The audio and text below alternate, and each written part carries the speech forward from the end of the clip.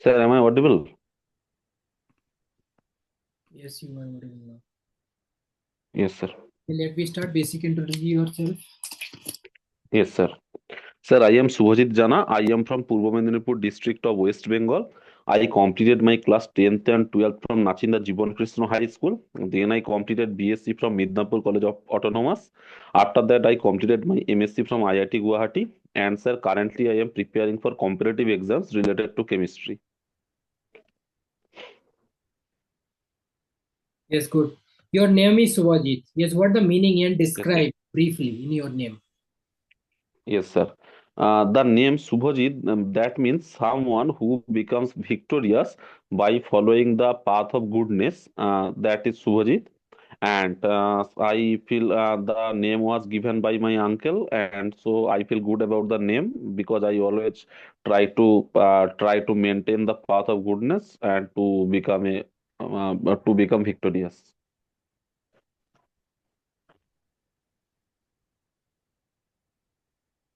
Yeah, what's your strength and weakness? Yes, sir. Sir, my main strength is I can learn the things very fast, and also I always try to innovate, try to think and innovate something. And when I get some problems, I try to, if there is a new way or something, I always try to find a way. And yeah, and if there is a solution, if there is a problem, so I try to find if there is a another possibility or not. So I always try to think new things. So this is my strength, and the drawback is the weakness is I actually complicate the things by overthinking, and also I have some of my friends complained about my over talkativeness. So that is my drawback. Yes, next move on UPSC. How do you feel about Yes, UPSC? sir. Describe briefly. Yes, sir. UPSC, it is the one of the most important pillars of the democracy of India, because UPSC is the constitutional body who takes care about the merits of the across the Indias. They find the best merits across the India, and assign them in different jobs like in combined geoscientist exam, civil service exam, and other Indian engineering services exam, Indian forest service examination. So so across India uh, they uh, uh, they uh, eh, they just sort out the talents and recruit them in their respective spots. So that is the main role of UPSC, and that is the most important one for the government of India. Yes, why you want to join UPSC GSI as a post of scientist B and a grade officer? Why will you become a scientist Yes, B in sir. UPSC GSI? Describe briefly. Yes, sir. Yes, sir. Sir, this job is a very well-reputed job in our field of chemistry, and during my BSc days, the analytical chemistry related practicals that were very interesting. The concept behind that, and also I loved the color changing things happened in that period. In GSI, the main role of a chemist to do the analytical study of the samples. So I want to join GSI. You what the role of chemist in GSI? Yes, sir. In GSI, the main role of chemist is to determine the composition of the different samples like rock samples, soil samples, ore samples. So they have to determine the composition in terms of different elements, and also they have to collect the water sample and test different parameters of water. So that is the main role of chemist in GSI.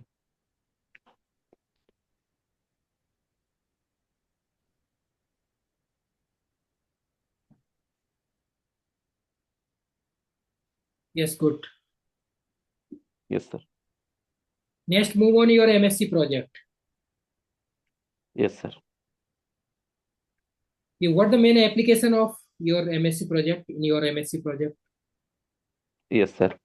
Sir, my MSc project was entitled as Toward the Synthesis of Tetracyclic Merotarpenoid Dactyloquinone D.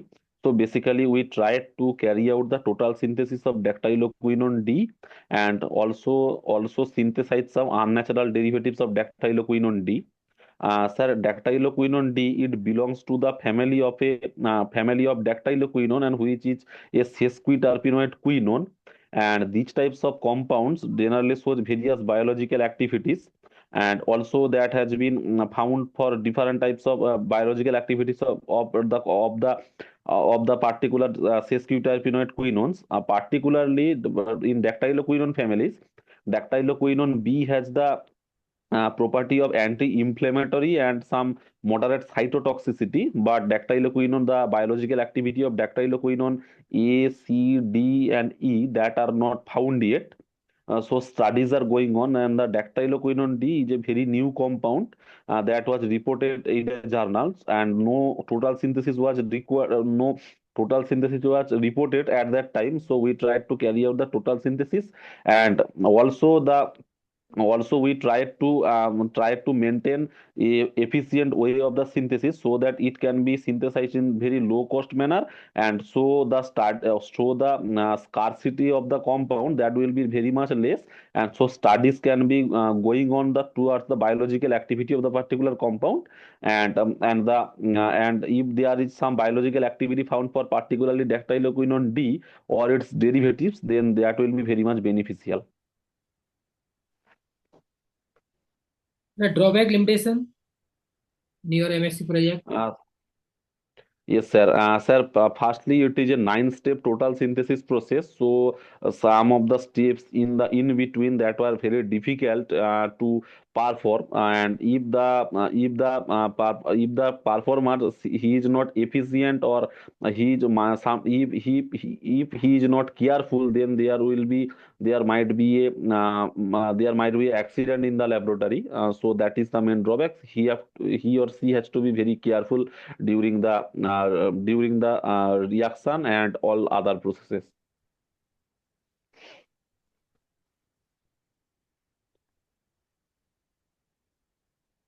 Yes. Next one is water treatment. What is water Yes, treatment? sir. Sir, water treatment, it is a process where the wastewater that is treated to produce the drinkable and usable water, and that is called water treatment.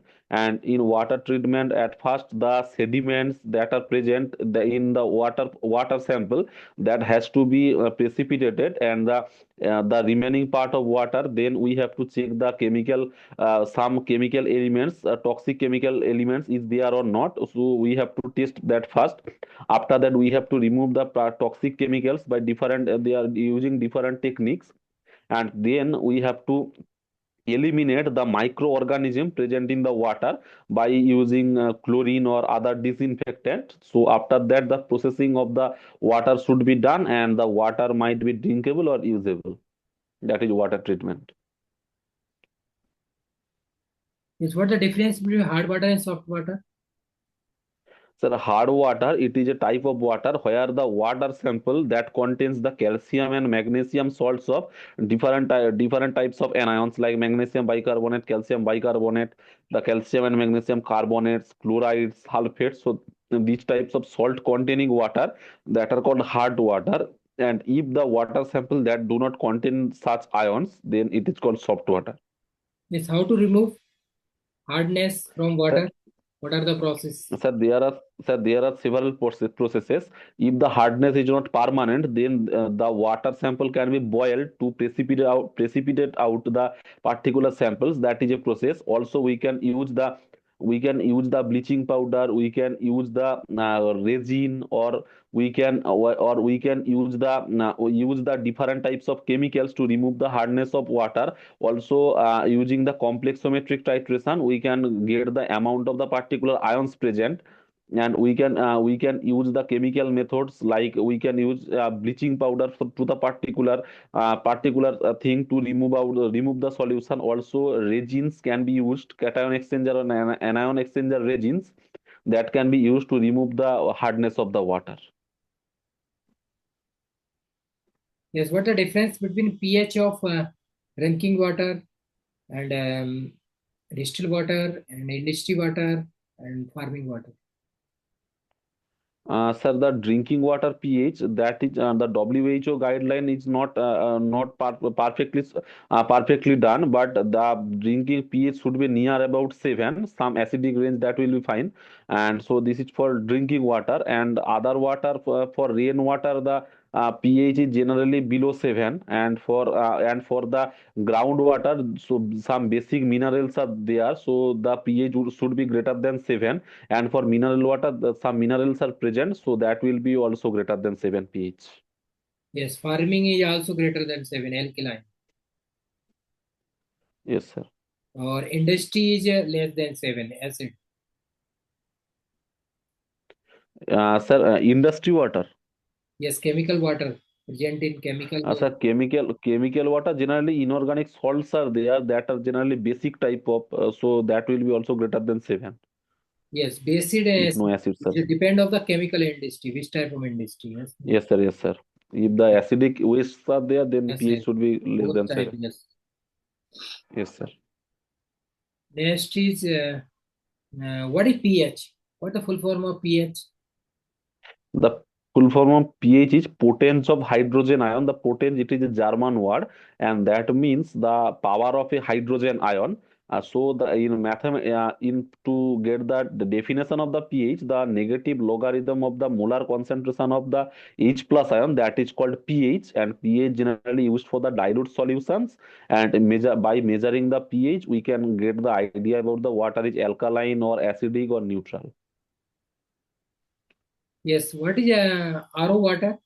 What the difference between drinking water, RO water, and other one?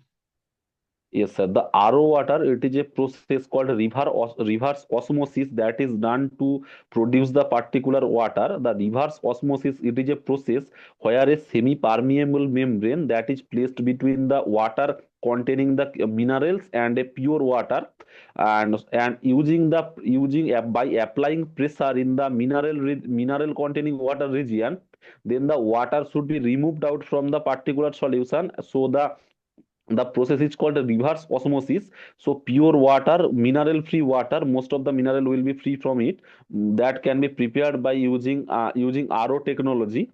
So water purification can be done, so their chemicals should be less. Chemical dissolving solids, that should be less for the RO water. And for the mineral water, the after purification of water, some extra minerals that are used for the processing of the water, that is mineral water.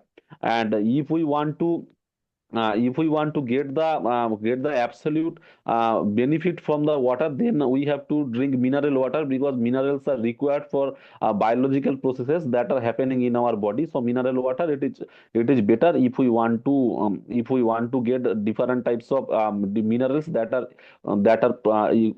are beneficial for our body.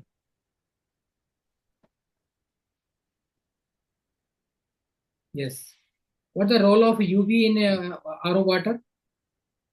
Yes, sir. The UV technology, it actually eliminates the germs or microorganisms that are present in the water and that are harmful for our body. So UV technology removes the particular microorganisms from the water sample.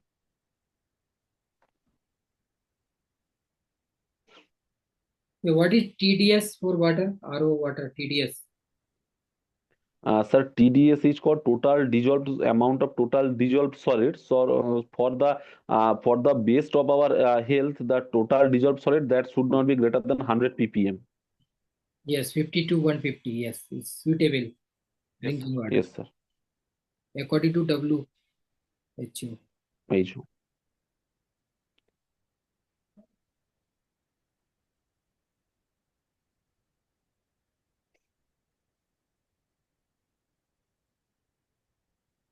Yeah, next, move on titration. Yes, titration is four Yes, sir. types: acid-base titration, redox titration, complex symmetry titration, and EDTA. What the difference? Yes, sir. Yes, sir. In acid-base titration, the two components that are used, one is acid and another is base, and the indicators used for determining the neutralization point, that is called acid-base indicators.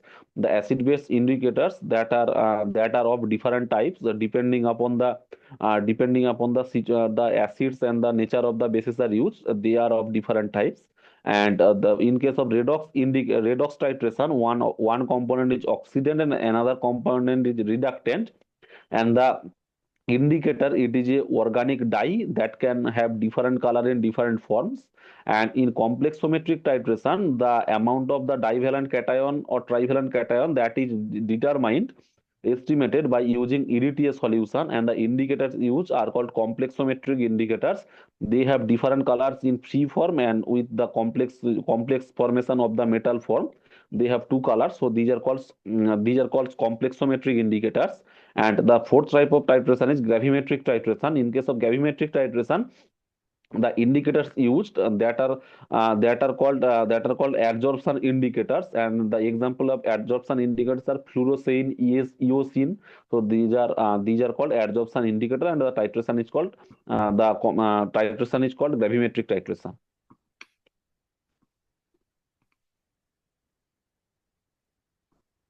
Yes. Yes, sir. Next one is what the difference between fluorescence and phosphorescence method in X-ray diffraction. Sir, in case of fluorescence method, in the high energetic X-ray that are used, that displaces the electron in the inner orbital of the particular atom. Then the other electrons present in the higher orbitals, they jump to the inner orbital, and the characteristic X-ray that is formed from the particular process, and that is called X-ray fluorescence. And in case of X-ray phosphorescence, there might be jumping of the electron after some time of the displacement of the electron. Yes, what is phase equilibrium? What the main application of So phase the equilibrium? So the phase equilibrium, it is the equilibrium between the different types of phases of a particular component or two more than two components. And the phase equilibrium between the phases, and that are generally used for the determination of the melting point curve, boiling point curve, vaporization curve. So different types of curves that can be explained from the concept of the phase equilibrium. And we also can predict the stability of the phases, the transition temperature at different pressures, and also the variation of number of phases with the degrees of freedom and number of components that can be extended from the concept of the phase equilibrium. Yes. Next one is what is acid rain? Sir, acid rain, it is generally in the normal rainwater, the pH is also less than 7. This is mainly due to the presence of the carbonic acid, because carbon dioxide dissolves in water. Generally, the pH of the normal water, that is below 7, and it is nearly 5.6. But when due to industrial uses of the in the sulfur, and in case of the vehicles, different oxides of nitrogens that are produced, then that reacts with the water vapor and produces different types of acids like sulfuric acid, sulfurous acid, nitric acid, nitrous acid. So different types of acids are formed in the atmosphere. And when the rain falls, it combines with the rainwater, and it falls with the rainwater, and the pH is very below from the 5.6 value. That is called acid rain. And due to acid rain, different types of harmful effects are found, like stone cancer, that is cancer in the marble stones, that is called the stone cancer. Also, it changes the pH of the water bodies, that harms the aquatic life. Also, when it falls on the soil, decreases the pH of the soil, so growth of the plants that are also harmed. So it has different types of adverse effects. Yes, what is ozone layer, ozone hole? Yes, sir. The ozone layer, it is a layer of the ozone gas that is found in the stratosphere. And the ozone layer, it actually reacts with the UV lights coming from the sun, and it absorbs the UV rays. But when the ozone layer that had the thickness of the ozone layer that is decreased very much, then this is called a ozone hole. And due to this ozone hole, the ultraviolet ray from the sun that comes directly to the human body and the bodies of the animals, so they causes skin cancer and different types of disease, so that are very harmful. And due to ozone hole, the the coming of the UV light that become very much frequent, so the decrease in the thickness of the ozone layer, that is called ozone hole. What is greenhouse effect? Yes, sir. Greenhouses. These are the houses that are made of glasses that are present generally used for the cold countries, and in the that types of houses they keep different types of plants, and the sunlight, then the IR and the heating that comes from the sun, that enters the glass in the shorter wavelength form, and that are absorbed by the trees. But when the trees and other things radiates back the electromagnetic wave, but it is in the longer wavelength that cannot escape through the glass house, so that the heat remains and traps in between the house of made of glass. So this is called greenhouse effect. But the greenhouse effect, that is used to describe the heating of the atmosphere. So in our atmosphere, the carbon dioxide, methane, different types of greenhouse gases are there. So during the when the earth radiates back the wavelength in the longer wavelength form, the gases present in the atmosphere, carbon dioxide or methane, they absorbs the particular wavelength, and they do not, so the heat cannot escape from the atmosphere, so the atmosphere becomes hotter, and the temperature, average temperature of the earth, that increases. That is called greenhouse effect.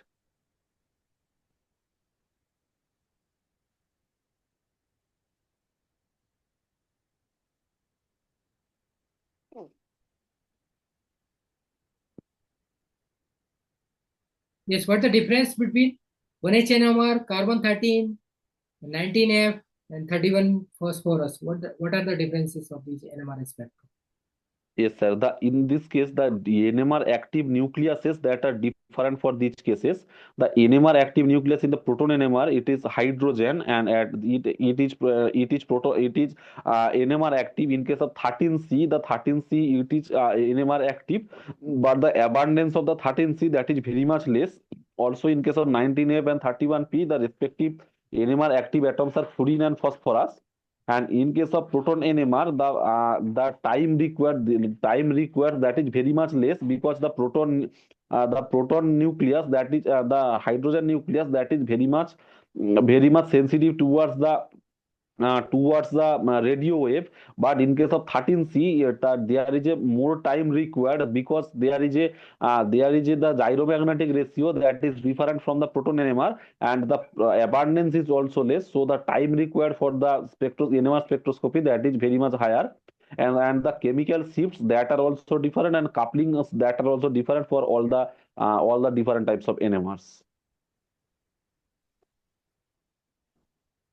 Yes, what's the difference between surface water and groundwater? What's the difference between pH also?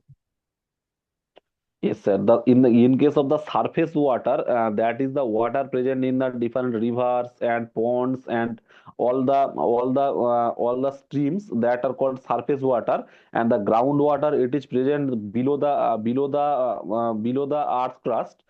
So the pH of the water that are present in the surface, that is below 7, because the organic matters and other things are there. And due to the decomposition of the organic matter, some organic acids are created, so the pH is generally less than 7 for the surface waters. But in case of the groundwaters, the basic minerals are there, so the pH of the groundwater, that is generally greater than 7. Groundwater pH is And groundwater pH is greater than 7. and surface water less than. It is below 7. Organic acids are there. Either it is contaminated with some industrial waste, but Yes, generally the yes, yes. pH is less than 7. Surface is acidic and ground is Yes, alkaline. sir. Yes. Yes, sir. What the difference between water analysis and soil analysis? Yes, sir. In case of soil analysis, the analysis is done, the composition of the soil that is done in the terms of different elements present and the different nutrients present in the soil that is done in the soil analysis. But in case of water analysis, the presence of the toxic chemicals, the biological oxygen demand, chemical oxygen demand, and also the total dissolved solids that are determined. So generally, the presence of the harmful chemicals and other things that are generally determined in water analysis.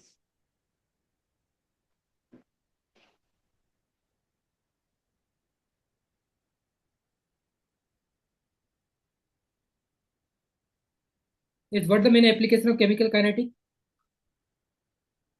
Yes, sir. In case of chemical kinetics, we get the idea about how the reaction works. That is the mechanism of the reaction, how fast the reaction occurs, the rate of the reaction, and the feasibility of a reaction that is studied in the chemical kinetics. So we get idea about how the processes work. That is the mechanism, the intermediates and the transition states that are involved in the reaction, and we can also get idea about the how fast a reaction can be, and we can change the reaction conditions so the reaction becomes faster with increasing temperature and other parameters that are generally studied in the chemical kinetics. Yes, what the main application of Arrhenius equation? How to determine Yes, sir. activation energy from Arrhenius equation? And what the difference Yes, between sir. Arrhenius equation and integrated Arrhenius equation? Yes, sir. Using Arrhenius equation, we can get the idea about the frequency factor and activation energies. The activation energy, it is defined as the extra energy that are required from their average kinetic energy to becomes activated and making happen the reaction. So that is called activation energy. And the Arrhenius equation, it is just a trivial equation, and that has no theoretical basis. And using the Arrhenius equation, we can integrate the equation to get a form of ln k2 by k1 that is equals to ea by r into 1 by t1 minus 1 by t2. That is called the integrated form of the Arrhenius equation. So we can calculate the different rate constants at different temperatures if the activation energy and other parameters that are known. And all in using the simple Arrhenius equation, we can get the idea about the frequency factor, activation energy, and other terms.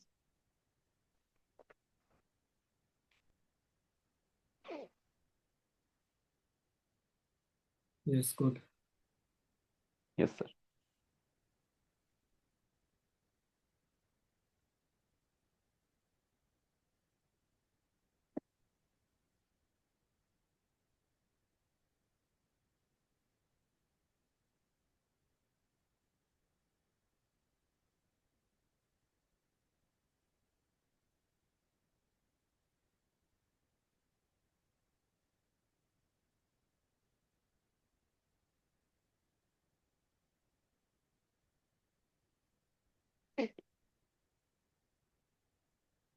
Yes, what the difference between normality and molality? Sir, molality. Yes. Yes, sir.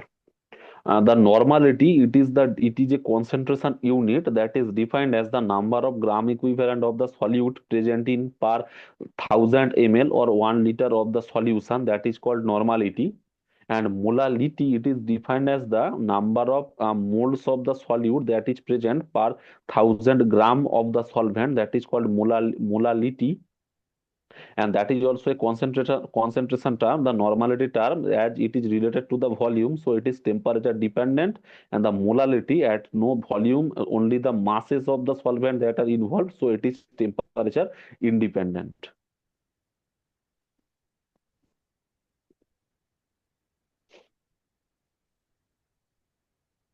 Yes, what is surface tension? Yes, the surface tension, it is defined as the force acting when a particle that has a unit length that is kept in a water or a liquid, that the perpendicular forces that are acting on the particular substance, that is called the surface tension.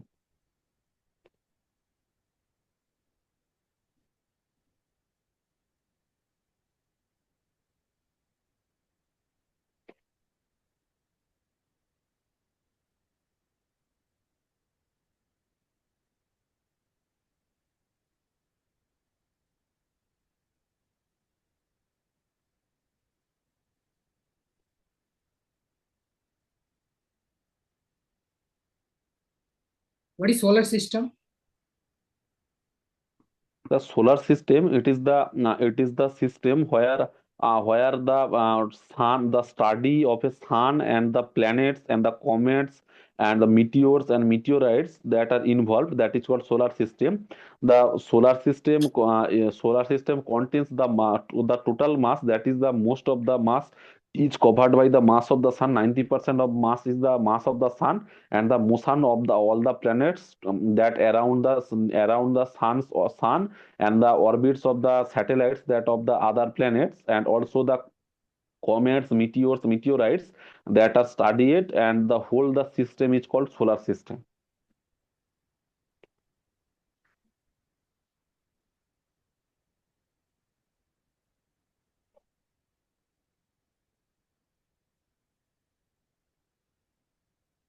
Yes, solar system. First of all, next question is Earth.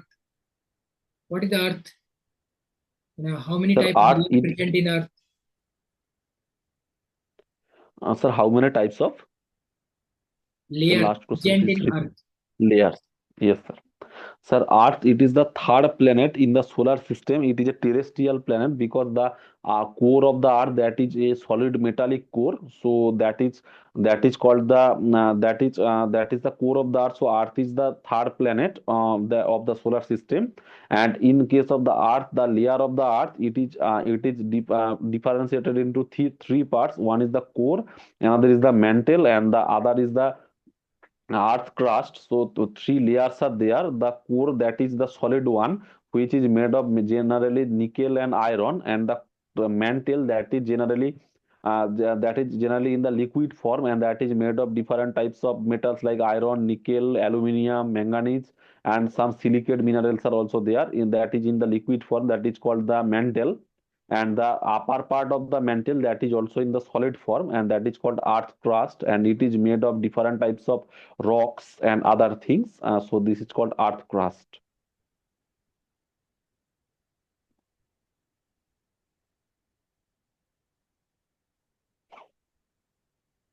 Yes, but the difference between order of reaction and law of thermodynamics. Sir, order of a reaction, it is defined as the sum of the exponents of the concentration terms that are present in the experimentally determined rate equation. That is called the order of the reaction. And sir, and which question was there? Thermodynamics. Difference between order of reaction and law of thermodynamics. Yes, sir.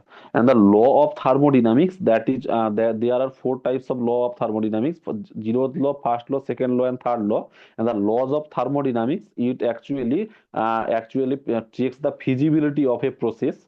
And in the zeroth law, that is gives us the concept of the temperature. And the first law, that is gives us about the conservation of the total energy. The second law, it deals with the spontaneity of a reaction or a process.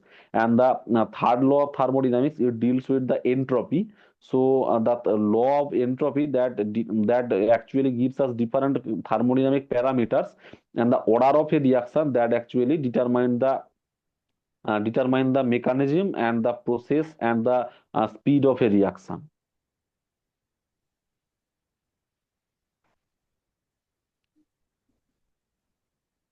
Yes, what's the difference between first order of reaction and pseudo order of reaction?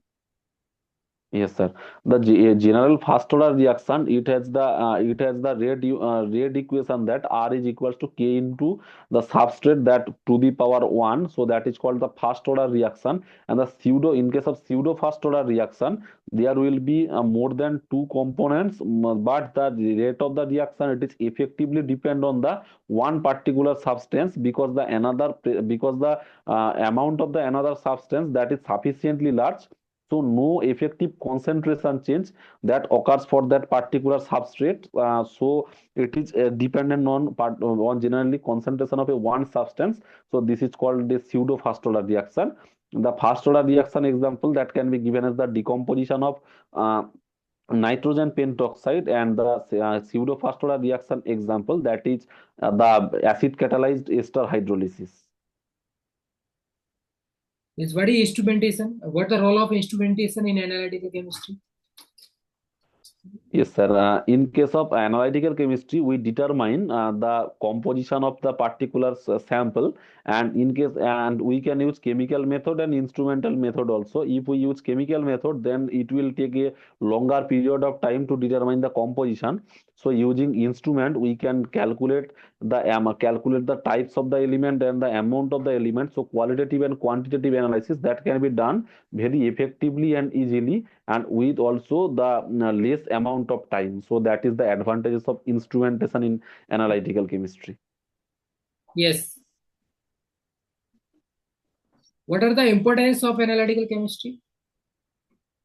Yes, sir. Using the analytical chemistry, we can determine the composition of any substance. So we can get the composition of a particular alloy. So we can determine which types of metals that are involved to form the alloy. Also, we can, in case of in using analytical chemistry, we can get the idea about the toxic chemicals that are present in water sample. We all can also get the presence of any toxic harmful chemical that are present in food sample, and also the other samples also. Using analytical chemistry, we can get the idea about the how many particular substance that are present in a given sample. Also, we can get idea about the which types of chemical that are present in the water. So in different types of water, that we can get the idea using analytical chemistry. Also, we can do wastewater treatment, pollution control, and other things by using analytical chemistry. So it has a lot of applications. Yes. What's the difference between flame photometry and UV spectrometry? Spectroscopy. Yes. Yes, sir. Using flame photometry, that is called a emission spectroscopy process. In case of flame photometry, the metal of the inter elements of the interest that are aspirated in the flame, and it actually gives the characteristic color. So we can get idea about which types of elements are present in the particular sample. So that is flame photometry. And UV visible spectroscopy, it is the absorption type of spectroscopy, where we use the external UV light source, and using the external UV light source, the substance that absorbs the UV light. And using Lambert-Beer law, we can know the idea about the how much type of the particular substance is there, and which types of substance is there, that can also be known using the UV spectroscopy.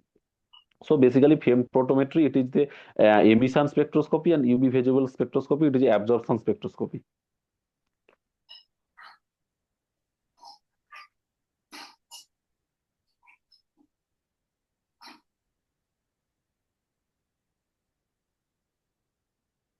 Yes. What the difference between alkali metal and alkali earth metal? Yes, sir. The alkali metal, these are the substances, these are the elements which are present in the group 1, and it has the valency of 1. And the alkaline earth metal, it is present in the group 2 of the periodic table, and it has a valency of 2. So there are little bit different between the two properties of the two elements.